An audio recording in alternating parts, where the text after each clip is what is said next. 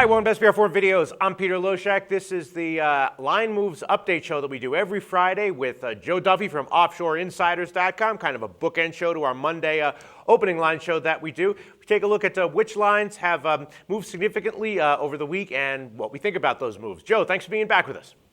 Thank you, Peter. We're going to have another huge weekend. All right, I think so. Before we get into these line moves, give a quick plug for OffshoreInsiders.com.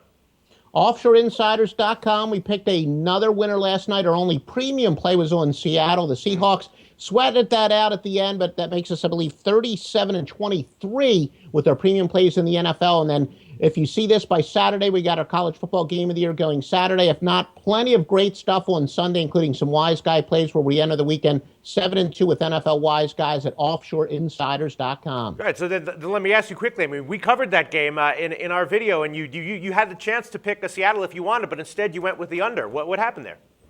Well, no, I did. By the time we got to the premium picks, by the time I made the premium picks, I did like the fact the line moved down. It was 6.5, went to 6, and got a little more of my metrics in, and I did go with Seattle. But as far as now, I did not have a premium play on the total, but I was disappointed. I knew that was a free pick. That was another. We were also looking at the total as a premium pick, and yeah, those defensive turnovers, I thought that Carson Palmer was going to cut down on the turnovers for specific reasons. I said what really surprised us was Russell Wilson had a couple turnovers that hurt the total as well and almost hurt the side. All right, well, great that your premium pick won in the end. That's really all that matters. Okay, let's look at some of these line moves. There haven't been that many, actually, major line moves this week. There's really only two that have caught my eye of note. The first one is kind of similar to last night's game, right? San Francisco at Tennessee. Now, that line has gone down, and I'm assuming that the public, if they're betting this game, they're betting San Francisco. So that line move,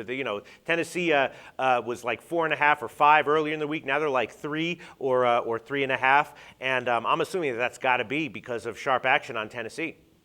Yeah, and it's really a surprise because one thing that I've said, and I don't think you're going to have many people either side of the window that are going to disagree with me, as a general rule of thumb, the public usually loves betting those road favorites, but that game was an exception.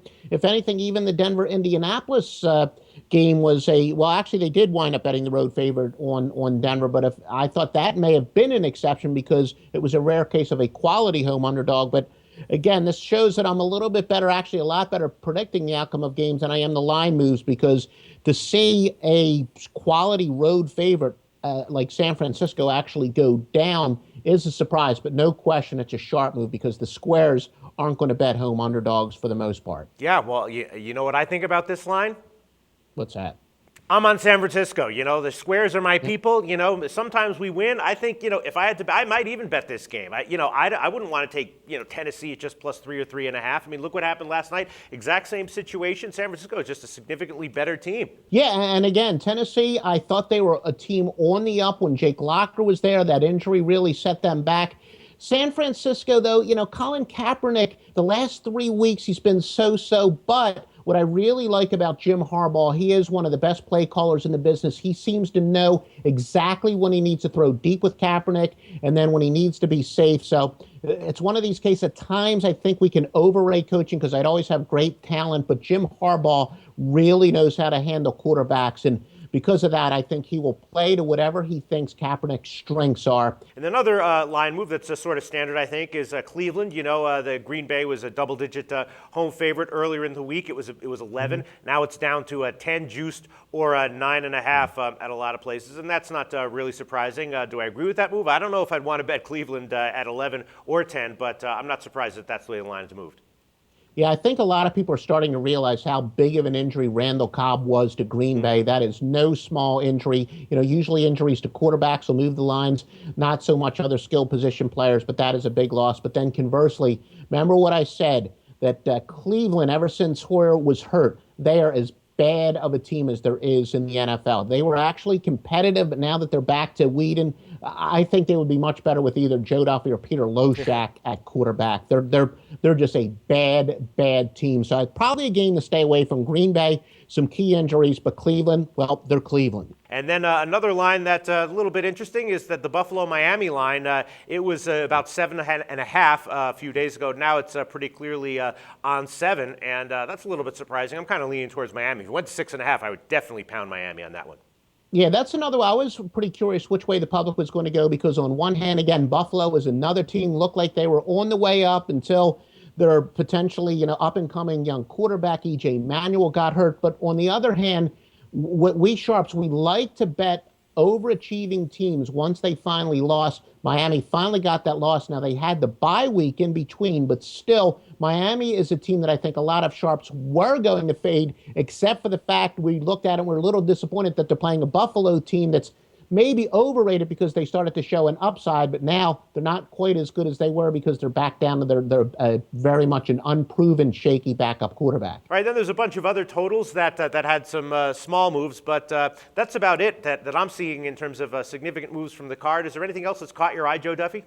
Yeah, this is about the time of the year when it comes to totals. I think a lot of the average players look at precipitation. Light precipitation, when there's no winds, the line moves down. That's usually a square move. I'm more concerned about winds, and there's a possibility in Kansas City and Pittsburgh Saturday night. Take a look at the weather report, but more specifically, take a look at the winds. Once it starts to get 12 to 15 miles per hour, that's when we think it becomes consistent or becomes significant, I should say. And if it gets about there, the total's probably going to drop. So I would say if you want to bet the Baltimore-Pittsburgh game under, the Kansas City game under, probably bet it now because it could go down because it looks like there could be a possibility of some wins in both of those games. Right, and there is one notable total move that I want to get your opinion on. Dallas-Philly, you would assume that might be one of those lines that the public just pounds the over on, but it was actually a 56.5 a few days ago. Now it's 54 or 54.5 in various places, and I'm assuming that that's also driven by sharp action. I don't think the public saw that number and said, yeah, give me the under on Dallas-Philly, right? Yeah, no, I'm actually surprised that Chip Kelly. I thought one of the biggest locks coming in was that the Eagles would lead the league by now in offensive snaps. They're actually not leading the league. I think they're about fourth. I don't have the stats in front of me, but yet every single game except that Thursday night game where they had the short week is going over the total. So yeah, with Nick Foles in there, he seems to have a good grasp of the offense.